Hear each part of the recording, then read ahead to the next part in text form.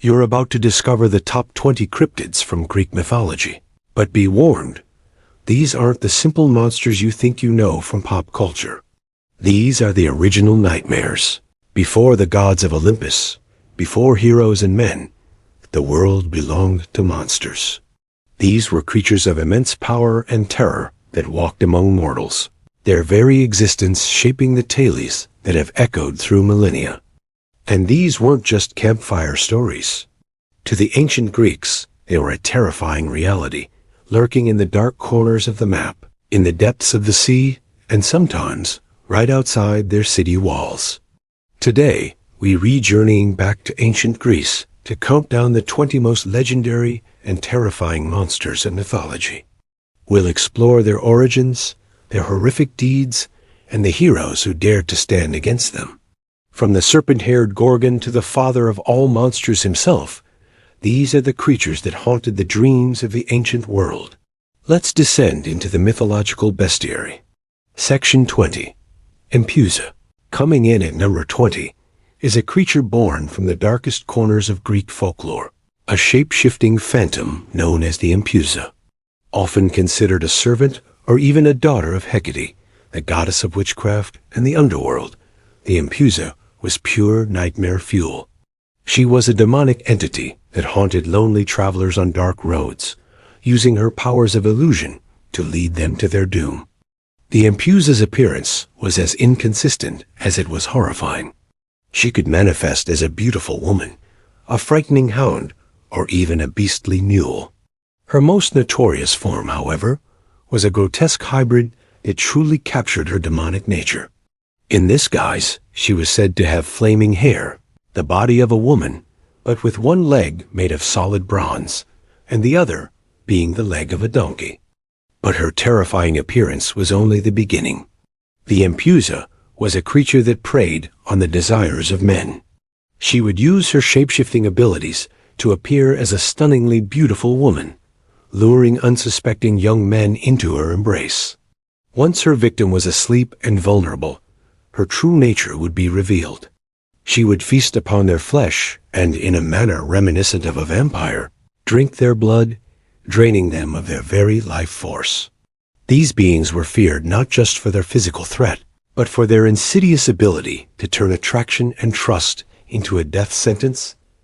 A chilling reminder that in the world of Greek myth, even beauty could be a deadly mask. Section 19. Cacus at number 19. We have a fire-breathing giant who made the fatal mistake of crossing a legendary hero, Cacus. Now, his story is technically rooted in Roman mythology, but his tale is tied forever to the Greek hero Heracles.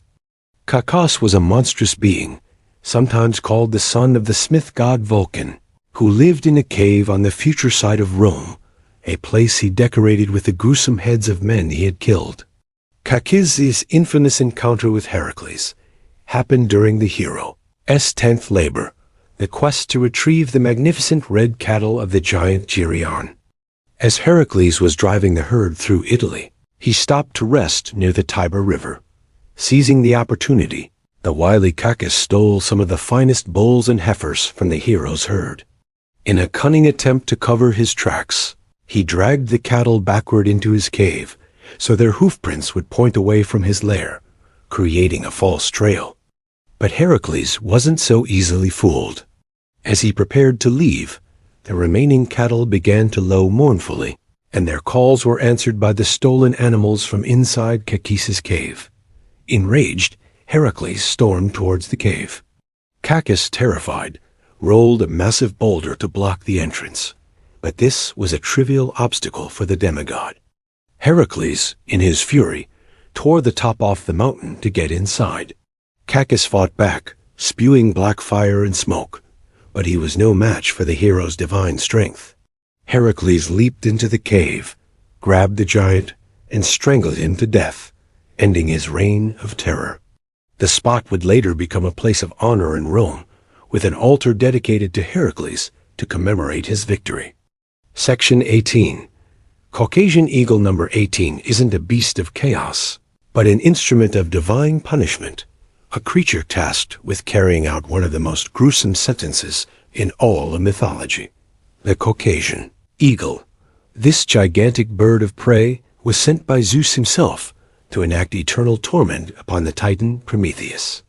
Prometheus's crime was his love for humanity. He had stolen fire from the gods and given it to mortals, an act of defiance that Zeus could not forgive. As punishment, Prometheus was chained to a remote peak in the Caucasus Mountains, bound by unbreakable chains forged by Hephaestus. It was here that the Caucasian Eagle performed its daily, horrific duty. Every single day, the great eagle would descend from the sky and use its sharp talons and beak to tear open the Titan's Cacus, flesh, and feast upon his liver. Because Prometheus was immortal, he couldn't die. To make the punishment truly eternal, his liver would regenerate completely every night, ready for the eagle's return at dawn. This cycle of agony was meant to last for ages.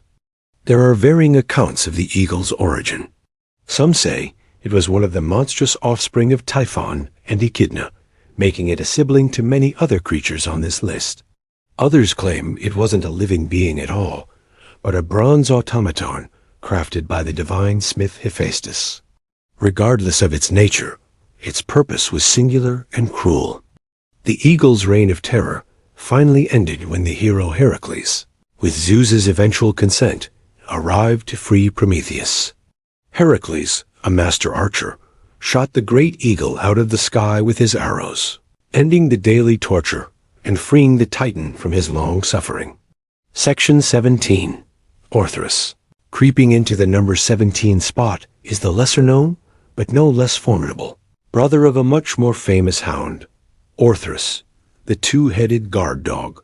Like many monsters on our list, Orthus was a child of the monstrous power couple Typhon and Echidna, making him a direct sibling of beasts like the Hydra, the Chimera, and most notably Cerberus, the three-headed guardian of the underworld. While Cerberus guarded the dead, Orthus had a different, though equally important, job. He was the loyal guard dog of the three-bodied giant, Geryon, who lived on the mythical island of Erythea at the western edge of the world. There, Orthus, alongside the herdsman Erytion, watched over Geryon's magnificent herd of red cattle. Artistic depictions often show him not just with two heads, but also with a serpent for a tail, a common trait among the children of Echidna. Orthus's fate was sealed when Heracles arrived on Erythea to complete his 10th labor, to steal Geryon's prized cattle. As the hero approached, Orthus was the first line of defense. The two-headed hound smelled the intruder and charged, barking ferociously. But the beast was no match for the son of Zeus. Heracles struck down the monstrous dog with a single, powerful blow from his olive wood club. Shortly after, he also killed the herdsman Erytion, and finally Geryon himself, claiming the cattle and completing his labor. Though often overshadowed by his three-headed brother, Orthus was a terrifying monster in his own right, a crucial guardian who met his end at the hands of Greece's greatest hero. Section 16. Talos at number 16. We encounter a monster that's unique on our list, not a creature of flesh and blood, but a colossal automaton of bronze. This is Talos, the tireless guardian of Crete. Forged by the god of craftsmanship, Hephaestus, Talos was a gift from Zeus to his lover, Europa, whom he had left on the island. His sole purpose was to protect Crete from any and all invaders. Described as a giant man made entirely of bronze, Talos was a marvel of divine engineering. He tirelessly patrolled the island's coastline, circling it 3 times every single day. His methods of defense were brutally effective. If he spotted enemy ships approaching, he would hurl massive boulders at them, smashing their hulls to pieces. If any invaders managed to make it to shore, Talos had an even more terrifying method of execution. He would heat his bronze body until it was glowing red-hot, and then seize the unfortunate souls in a lethal, fiery embrace. This ancient robot had a single critical vulnerability. Running through his body was one vein of ichor, the divine blood of the gods, which gave him his life force. This vein ran from his neck down to his ankle, where it was sealed by a single bronze nail or pin. It was this weakness that was exploited when Jason and the Argonauts arrived at Crete. As Talos began his rocky assault on their ship, the sorceress Medea came to the hero's aid. According to one version, she used her magic to drive the giant mad, causing him to stumble and dislodge the pin in his ankle. The divine ichor rushed out of him like molten lead, and the great bronze giant crashed to the ground, lifeless. Section 15. Argus Panoptes. Our number 15 entry is the ultimate watchman, a creature whose name means all-seeing. Argus Panoptes. Argus was a primordial giant, sometimes said to be born from the earth itself, who was covered with 100 eyes. His most defining trait was that only a few of his eyes would sleep at any one time, while the others remained open and vigilant. This made him the perfect sleepless guardian, and he was a loyal servant to the queen of the gods, Hera. Hera called upon Argus for her most delicate and spiteful task, to guard Io, a priestess and one of Zeus's many lovers. To hide the affair, Zeus had transformed Io into a beautiful white heifer. Hera, who wasn't fooled for a second, demanded the heifer as a gift, and then assigned Argus to watch over her. With his 100 ever-watchful eyes, Argus ensured that Zeus could never get near his beloved. Oh, frustrated, Zeus sent his sneakiest son, the messenger god Hermes, to deal with the giant.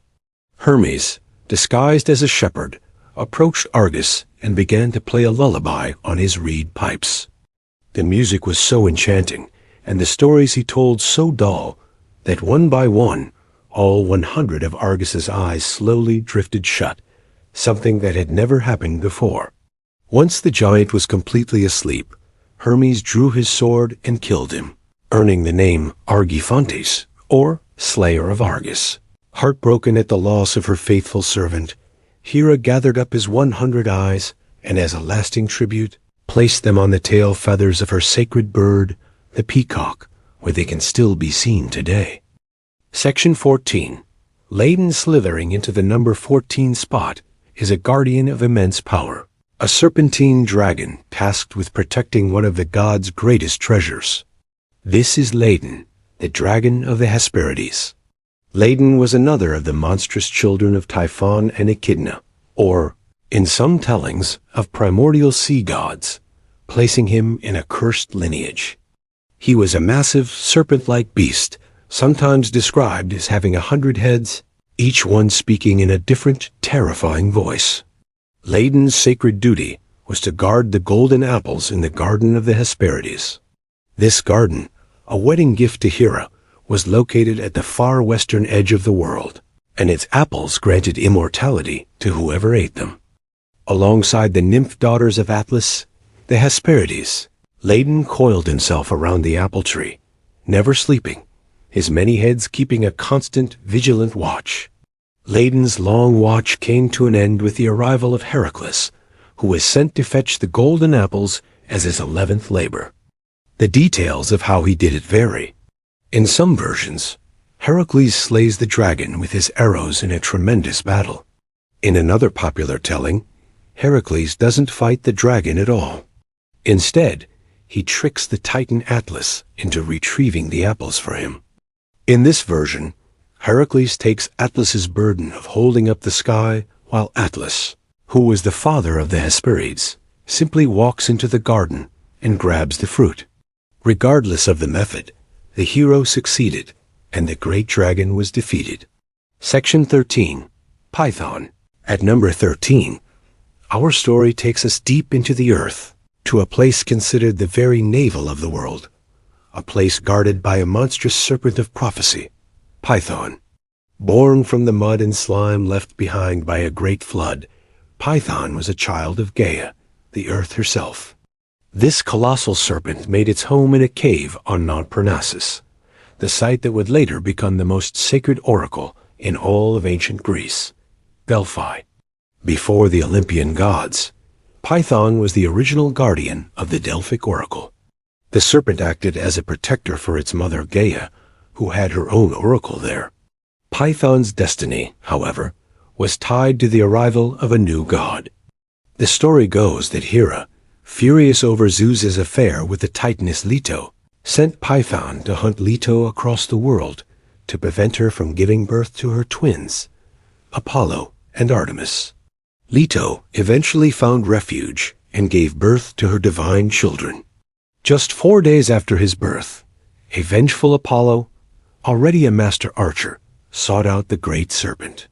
He traveled to Parnassus, found Python in its lair, and after a fierce battle, slew the beast with a volley of 100 arrows.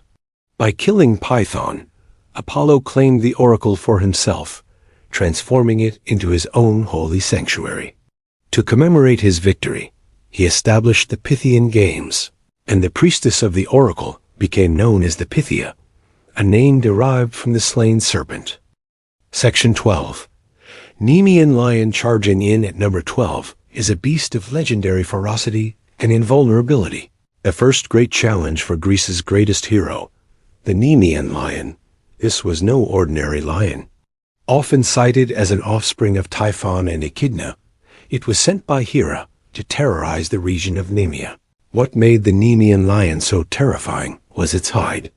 Its golden fur was impenetrable. No weapon forged by mortals could pierce it. Swords would shatter, spears would bounce off harmlessly, and arrows were useless. Its claws were sharper than any sword, able to shred through armor. This made it a seemingly unbeatable monster, a perfect first labor for Heracles, designed to be an impossible task. When Heracles arrived in Nemea, he quickly discovered his bow, sword, and club were completely useless against the beast. Realizing he couldn't pierce its hide, Heracles changed his tactics. He cornered the lion in its two-mouthed cave and blocked one of the entrances. He then went in after it and wrestled the beast with his bare hands. Foregoing all weapons, Heracles relied on his immense, God-given strength. He wrapped his powerful arms around the lion's neck and in a monumental struggle, choked the life out of the monster. Afterwards, Heracles cleverly used the lion's own razor-sharp claws to skin it, and from then on, he wore its impenetrable hide as his signature armor. Section 11. Harpies. Taking flight at number 11 are the foul spirits of punishment, the winged scourges known as the Harpies. Their name means snatchers, and they were terrifying bird women, with the head and torso of a female and the wings and talons of a bird. They were agents of divine retribution, sent to abduct people and inflict suffering. Originally, they may have been personifications of storm winds, but their role evolved into that of instruments of torture. Their most famous myth involves King Phineus of Thrace. Phineus was a seer who had angered Zeus by revealing too much of the god's divine plan. As punishment, he was blinded and exiled to an island. But the worst part of his sentence involved the Harpies. Whenever a feast was laid out for the blind king, the Harpies would swoop down from the sky. They'd snatch away most of the food and contaminate the rest with their vile droppings, leaving just enough to keep Phineus alive, but in a constant state of starvation and misery. This torment continued for years until the arrival of Jason and the Argonauts. Among the crew were Calais and Zetes, the winged sons of Boreas, the north wind. Taking pity on the king, they used their own wings to chase the Harpies through the air. They pursued them relentlessly and were about to kill them when the goddess Iris, a messenger of the gods, intervened. She promised that if they spared the Harpies, they would never trouble Phineus again. The Harpies were banished to a cave in Crete, and King Phineus was finally free. CTA mid-roll.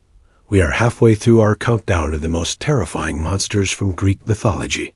From shape-shifting demons to automaton giants, the ancient world was a truly dangerous place. But the creatures to come are even more powerful, more famous, and more horrifying. The worst is yet to come. Before we confront the top 10, if you're enjoying this journey into the dark heart of mythology, be sure to subscribe and hit that notification bell. We explore the greatest stories ever told every week, and you won't want to miss what's coming next. Let us know in the comments which monster you think deserves the #1 spot. Now, let's get back to the countdown. Section 10. Sirens. Luring us into the #10 spot are the creatures whose beautiful song promised paradise, but delivered only death. The Sirens. In early depictions, the Sirens were much like the Harpies, shown as creatures with the head of a woman and the body of a bird. Later on, they were reimagined as the beautiful mermaids we often think of today. But regardless of their form, their method was always the same. They lived on a rocky, flower-strewn island, and their voices were utterly irresistible.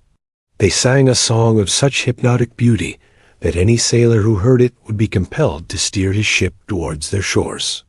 He would forget his home, his family, and his mission, driven only by the desire to hear their enchanting melody up close. But the island of the Sirens was surrounded by treacherous rocks. Ships would be dashed to pieces, and the sailors who didn't die in the wreck would be left stranded to perish on the island. The shores of their home were said to be littered with the bones and rotting flesh of countless victims who had fallen for their deadly song. Only 2 great heroes are known to have survived an encounter with the Sirens. The first was Odysseus, on his long journey home from the Trojan War. Advised by the sorceress Circe, he had his men plug their ears with beeswax so they couldn't hear the song. Odysseus, however, wanting to hear the legendary melody for himself, had his crew tie him securely to the mast, with strict orders not to release him, no matter how much he begged. He became the only man to hear the Sirens' song and live to tell the tale.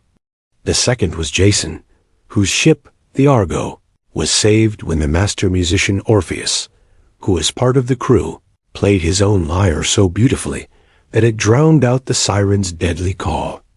Section 9. Scylla lurking at #9 is one half of the deadliest duo in maritime mythology, a monster whose name was once synonymous with beauty, Scylla. The story of her creation, most famously told by the Roman poet Ovid, is a tragic tale of divine jealousy. Scylla was originally a beautiful sea nymph. Her fate turned, however, when the sea god Glaucus fell in love with her. When Scylla rejected him, Glaucus went to the sorceress Circe for a love potion. But Circe, who wanted Glaucus for herself, became consumed with jealous rage. Instead of a love potion, she brewed a powerful poison and poured it into the pool where Scylla bathed. The moment the nymph entered the water, she was horrifically transformed. From her waist sprouted 6 long, snaky necks, and at the end of each was a grisly dog's head filled with 3 rows of razor-sharp teeth. Her lower body became a mass of writhing tentacles, and she was bound to a cliffside in a narrow strait, forever trapped in her monstrous form. From her lair, Scylla became a terror to all sailors. As ships navigated the treacherous channel, she would strike without warning. Her 6 heads would dart down, each one snatching a sailor from the deck.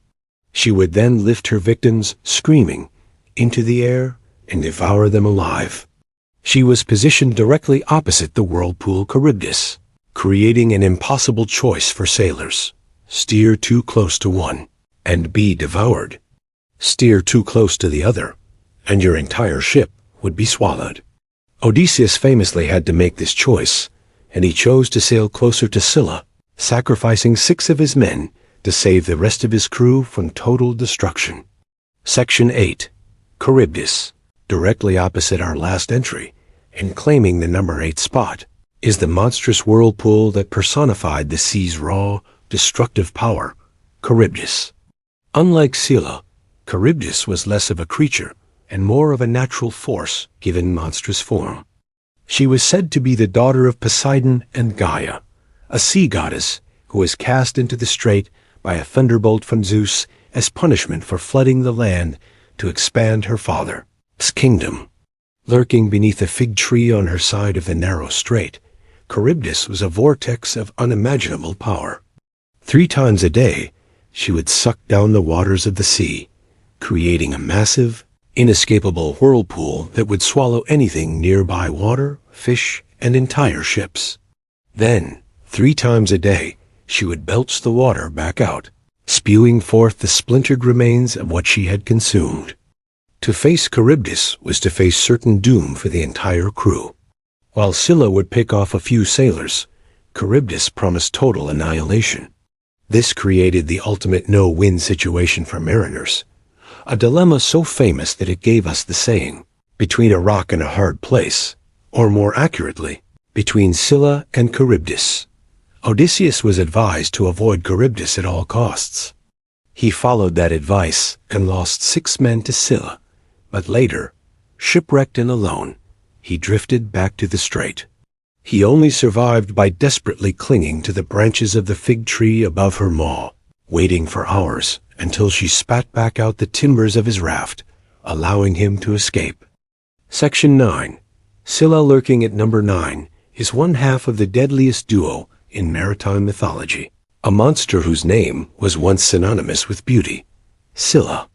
The story of her creation, most famously told by the Roman poet Ovid, is a tragic tale of divine jealousy. Scylla was originally a beautiful sea nymph. Her fate turned, however, when the sea god Glaucus fell in love with her. When Scylla rejected him, Glaucus went to the sorceress Circe for a love potion. But Circe, who wanted Glaucus for herself, became consumed with jealous rage. Instead of a love potion, she brewed a powerful poison and poured it into the pool where Scylla bathed. The moment the nymph entered the water, she was horrifically transformed. From her waist sprouted 6 long, snaky necks, and at the end of each was a grisly dog's head filled with 3 rows of razor-sharp teeth. Her lower body became a mass of writhing tentacles, and she was bound to a cliffside in a narrow strait, forever trapped in her monstrous form. From her lair, Scylla became a terror to all sailors. As ships navigated the treacherous channel, she would strike without warning. Her 6 heads would dart down, each one snatching a sailor from the deck. She would then lift her victims, screaming, into the air and devour them alive. She was positioned directly opposite the whirlpool Charybdis, creating an impossible choice for sailors: steer too close to one and be devoured. Steer too close to the other, and your entire ship would be swallowed. Odysseus famously had to make this choice, and he chose to sail closer to Scylla, sacrificing 6 of his men to save the rest of his crew from total destruction. Section 8. Charybdis, directly opposite our last entry, and claiming the number 8 spot, is the monstrous whirlpool that personified the sea's raw, destructive power, Charybdis. Unlike Scylla, Charybdis was less of a creature and more of a natural force given monstrous form. She was said to be the daughter of Poseidon and Gaia, a sea goddess who was cast into the strait by a thunderbolt from Zeus as punishment for flooding the land to expand her father's kingdom.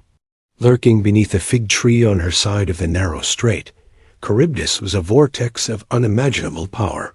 3 times a day, she would suck down the waters of the sea, creating a massive, inescapable whirlpool that would swallow anything nearby: water, fish, and entire ships.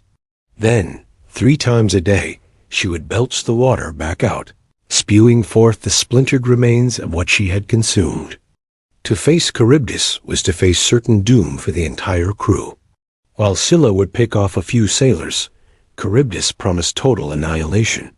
This created the ultimate no-win situation for mariners, a dilemma so famous that it gave us the saying, between a rock and a hard place, or more accurately, between Scylla and Charybdis. Odysseus was advised to avoid Charybdis at all costs. He followed that advice and lost 6 men to Scylla, but later, shipwrecked and alone, he drifted back to the strait. He only survived by desperately clinging to the branches of the fig tree above her maw, waiting for hours until she spat back out the timbers of his raft, allowing him to escape. Section 7. Minotaur, trapped at the heart of our list at number 7, is a creature born of divine punishment and human shame. The bull-headed man known as the Minotaur. His story begins with King Minos of Crete, who prayed to Poseidon to send him a pure white bull as a sign of his right to rule. Poseidon sent a magnificent bull from the sea, on the condition that Minos would sacrifice it in his honor. But Minos, captivated by the bull's beauty, kept it and sacrificed another bull instead. Enraged by this arrogance, Poseidon enacted a cruel revenge. He cursed Minos' wife, Queen Pasiphae, with an overwhelming and unnatural desire for the white bull. The queen enlisted the master craftsman Deadliest, who built a hollow wooden cow. Pasiphae hid inside, and the bull mated with it. The result of this cursed union was a monstrous offspring, a creature with the body of a man, but the head and tail of a bull. He was given the name Asterion, which can cause some confusion, as that was also the name of Minos' stepfather, but he was known to the world as the Minotaur, the bull of Minos. As the Minotaur grew, he became ferocious and developed a taste for human flesh. Unable to kill him, King Minos had Daedalus design an inescapable prison, the labyrinth. The creature became a symbol of Athenian shame after Minos defeated Athens in a war. As tribute, Athens was forced to send 7 young men and 7 young women to Crete every 9 years to be devoured by the Minotaur. This horrifying tribute continued until the hero Theseus volunteered as one of the victims. With the help of Minos' daughter Ariadne, who gave him a ball of thread to navigate the maze, Theseus found the Minotaur in the heart of the labyrinth, and after a ferocious battle, killed him, ending the bloody tribute once and for all. Section 6. Medusa. Gazing her way into the number 6 spot is arguably one of the most iconic monsters in all of mythology, a creature whose very look meant death. Medusa, the Gorgon. But Medusa wasn't always a monster.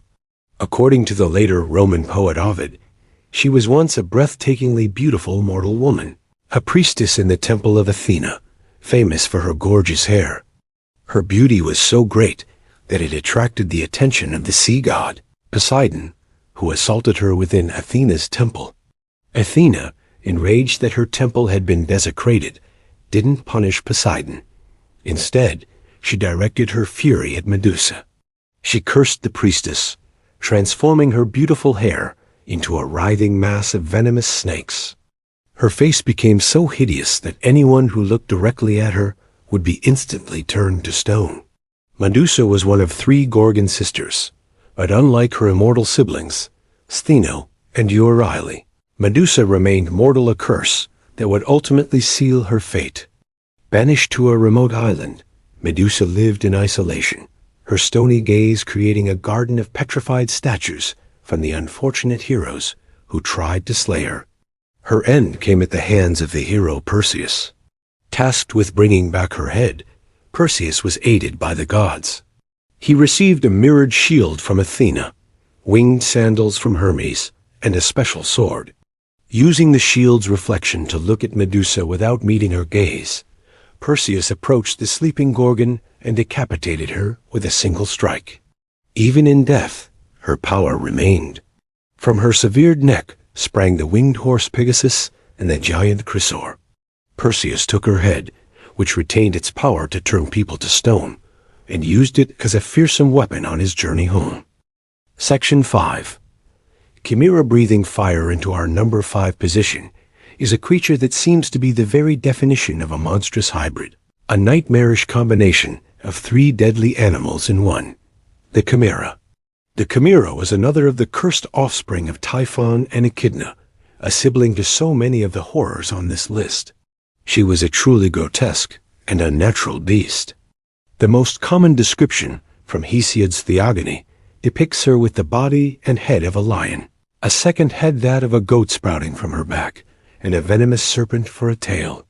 This monstrous form made her a formidable opponent, combining the ferocity of a lion, the stubbornness of a goat, and the poison of a snake.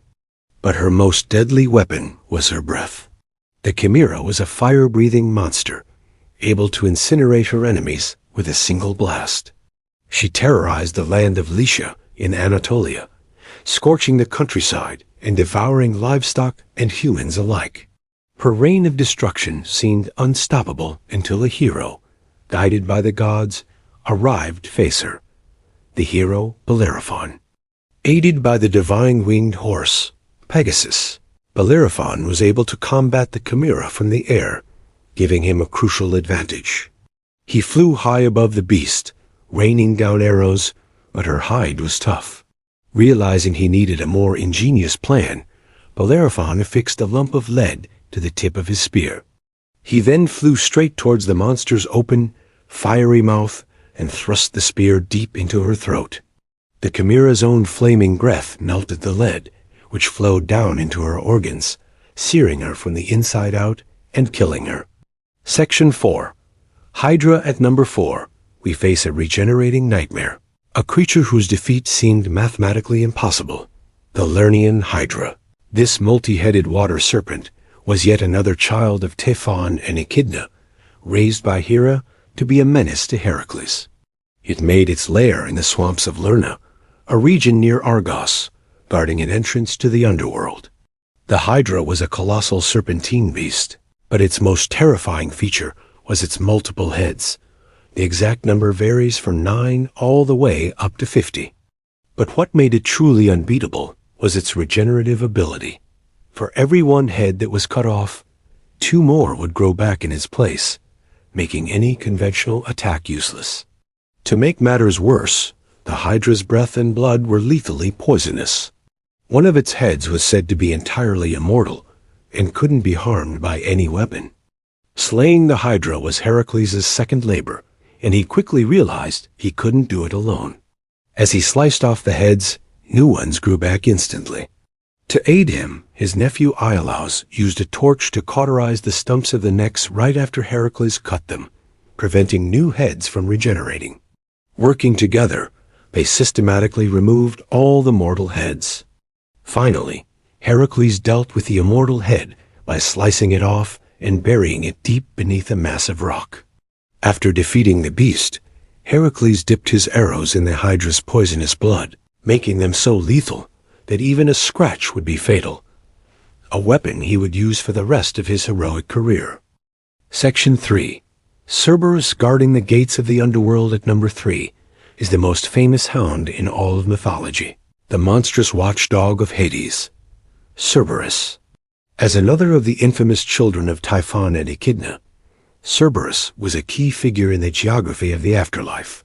He was a massive, terrifying dog with 3 heads, a mane of writhing snakes, and a serpent for a tail. Cerberus's sole duty was to serve as the faithful guardian of the gates of the underworld. He had a dual purpose: to prevent any of the dead from escaping their gloomy realm, and to stop any living mortal from entering uninvited. He was ferocious to any who tried to pass, but he could be placated. When new shades arrived, he was often depicted as friendly, but if any soul tried to turn back towards the land of the living, his savage nature would be unleashed. Very few ever managed to get past him. Orpheus, the legendary musician, lulled all 3 of his heads to sleep with his lyre. The Sibyl who guided Aeneas into the underworld fed him a drugged honey cake to pacify him. But the most famous encounter belongs to Heracles, whose 12th and final labor was to capture Cerberus. Unarmed, Heracles descended into Hades and asked the god of the underworld for permission to borrow his dog. Hades agreed, on the condition that Heracles could subdue the beast without using any weapons. In an incredible display of brute strength, Heracles wrestled the 3-headed monster, overpowered him, and dragged him out of the underworld. After presenting him to the terrified King Eurystheus, Heracles dutifully returned the great hound to his post. Section 2. Echidna. Slithering into the number 2 spot is a creature whose primary role in mythology was to populate the world with horrors. She is Echidna, the mother of all monsters. Echidna was a monstrous being who was half beautiful woman and half terrifying, speckled serpent. While her upper body was that of a fair-cheeked nymph, her lower half was the coiled and scaly tail of a massive snake. She was a daughter of primordial sea deities, or, in some tellings, of Gaia and Tartarus, linking her to the oldest and most chaotic forces of the universe. Echidna lived alone in a dark cave deep beneath the earth, a place far from both mortals and gods. From this grim abode, she entered into a monstrous union with the only being as terrifying as herself, the giant Typhon. Together, this horrific pair became the parents of a lineage of monsters that would terrorize the Greek world and provide the ultimate challenges for its greatest heroes. Her list of children reads like a who's who of mythological terrors. She was the mother of Orthus, the two-headed dog; Cerberus, the three-headed hound of hell; the Lernaean Hydra, the multi-headed serpent; and the fire-breathing Chimera. Other sources name her as the mother of the Nemean Lion, the Sphinx, and the dragon Ladon. Through her children, Echidna's legacy of terror was felt across every corner of the ancient world. Her own final fate is a bit of a mystery. While she often wasn't directly confronted by heroes, some accounts say she was slain in her sleep by the hundred-eyed giant Argus Panoptes. Section 1. Typhon, and at the number 1 spot, towering over all other monsters, is the most powerful and terrifying creature in all of Greek mythology, a being who came closer than any other to destroying the gods themselves. He is Typhon, the father of all monsters. Typhon was the last and most dreadful child of Gaia, the earth, and Tartarus, the abyss. Gaia brought him forth out of rage after the Olympian gods had defeated her other children, the Titans. He was born to be the ultimate challenge to the authority of Zeus. His appearance was beyond monstrous. He was a giant of such immense size that his head brushed the stars. His torso was that of a man, but his legs were 2 massive coiling vipers. From his shoulders sprouted 100 dragon heads, each one capable of making a different, terrifying sound, hissing like serpents, roaring like lions, or barking like dogs. Fire blazed from his eyes, and with his many hands, he could hurl entire mountains. Upon his creation, Typhon launched a direct assault on Mount Olympus. The gods themselves were so utterly terrified that they fled, transforming into different animals and scattering across Egypt. Only Zeus stood his ground. Their battle was a cataclysmic event that shook the cosmos.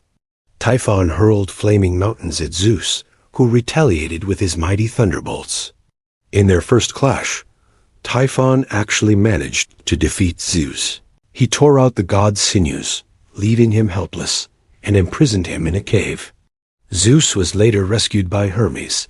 His strength was restored, and the battle resumed. This time, armed with his full power, Zeus unleashed a relentless barrage of thunderbolts, finally overwhelming the great monster. He chased Typhon to Sicily, and in a final decisive act, he lifted the entire island of Mount Etna and threw it on top of the giant, trapping him beneath the earth. To this day, the volcanic eruptions of Mount Etna are said to be the fiery breath of the defeated, but still raging, Typhon, the most fearsome monster the gods ever faced. Conclusion. From the vampiric Empusa to the god-challenging Typhons, the world of Greek mythology is teeming with creatures that embody our deepest fears. These monsters were more than just villains in heroic tales. They were personifications of chaos, of nature's untamable power, and of divine wrath. They represented the terrifying and unknown forces that existed just beyond the safety of civilization, a constant reminder of how fragile human existence was in a world governed by powers far beyond its control. The stories of these 20 monsters have endured for thousands of years, their forms shifting, but their power to fascinate and frighten remaining as potent as ever. They've become archetypes, influencing countless other myths, legends, and works of fiction right up to the present day. So, what do you think of our list? Which monster do you find the most terrifying? Did we miss one that you think deserved a spot? Let us know your thoughts in the comments below. Thanks for watching.